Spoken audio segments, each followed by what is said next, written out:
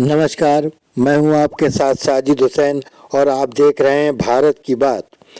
कांग्रेस के अयोध्या जिला सचिव पंकज सिंह ने आज 3 अहम मुद्दों पर मुखर होकर बात की है। उन्होंने बिहार चुनाव को लेकर और फिल्म अदाकार धर्मेंद्र की कुछ मीडिया द्वारा मौत की झूठी खबर फैलाने को लेकर, दिल्ली ब्लास्ट को लेकर मीडिया से उन्होंने बात की। हम आपको सुनाते हैं इन तीनों मुद्दों पर कांग्रेस के जिला सचिव पंकज सिंह ने क्या कुछ कहा। बिहार चुनाव में सबसे पहले मैं जनता को धन्यवाद करूंगा कि बड़ी तादाद में उन्होंने वोटिंग की, उनका तहे दिल से स्वागत है। सरकार की मंशा है कि देश को अच्छा विकास ना मिले, देश की तरक्की ना हो, नौजवान भुखमरी और सड़क पे रहे। और बिहार चुनाव में निर्वाचन आयोग और सभी अधिकारियों की पूरी साठगांठ है कि किसी भी तरीके से गठबंधन को हराया जाए।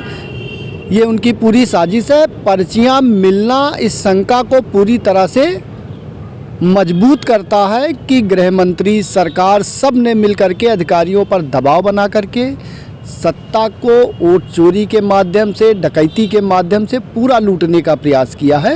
लेकिन फिर भी हम आशा करते हैं कि जनता ने जो निर्णय दिया है वो महागठबंधन के पक्ष में 14 को जरूर होगा और 15 को बिहार में एक नया सवेरा आएगा।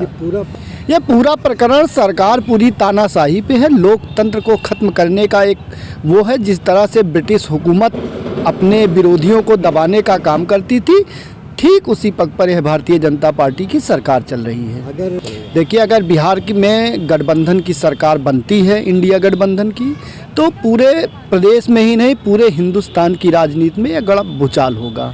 ये समय में अपने आप देखेंगे। किस भूचाल के इशारा कर रहे हैं, किस तरफ? तमाम जगह तख्ता पलट होंगे, केंद्र से लेकर के राज्य तक तख्ता पलट होगा अगर बिहार में इंडिया गठबंधन की सरकार बनी तो।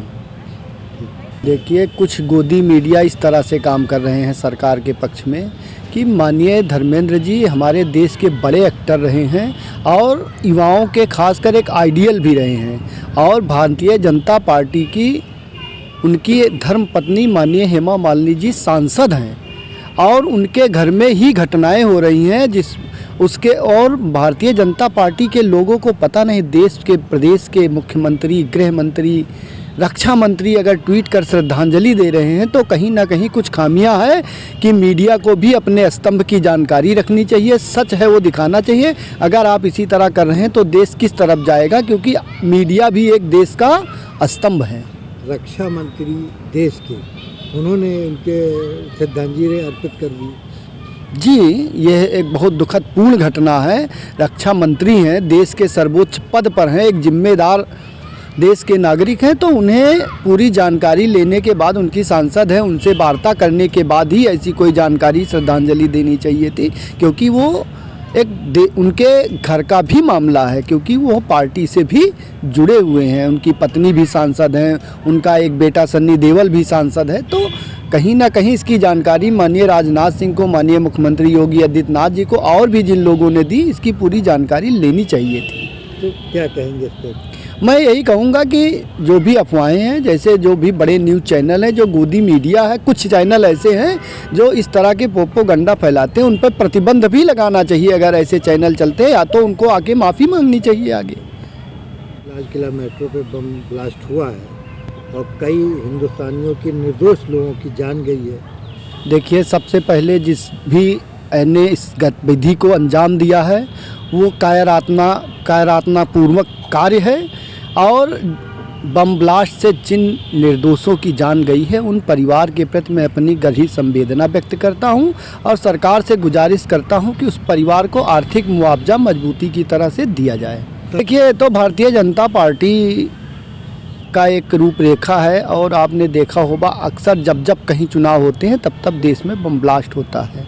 चाहे वो पहलगांव का हमला हो, चाहे वो अभी आपने वो क्या कहते हैं जहाँ शहीद हुए हमारे 40 जवान, पुलवामा का हमला हो, दिल्ली ब्लास्ट, ये सब चुनाव के समय ही होते हैं।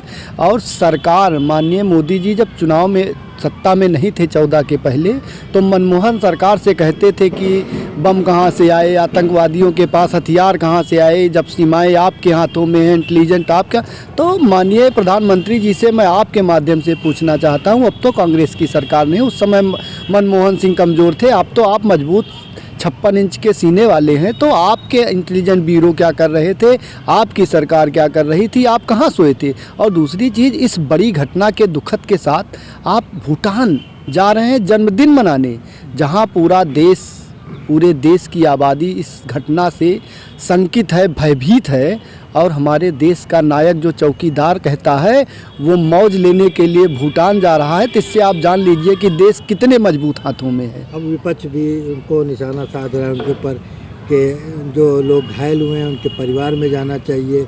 बिल्कुल करना चाहिए, एक सरकार का दायित्व है, लेकिन भारतीय जनता पार्टी को इससे कोई लेना देना नहीं है। वो इन सब पर राजनीति करेगी और सत्ता बनाने का प्रयास करेगी।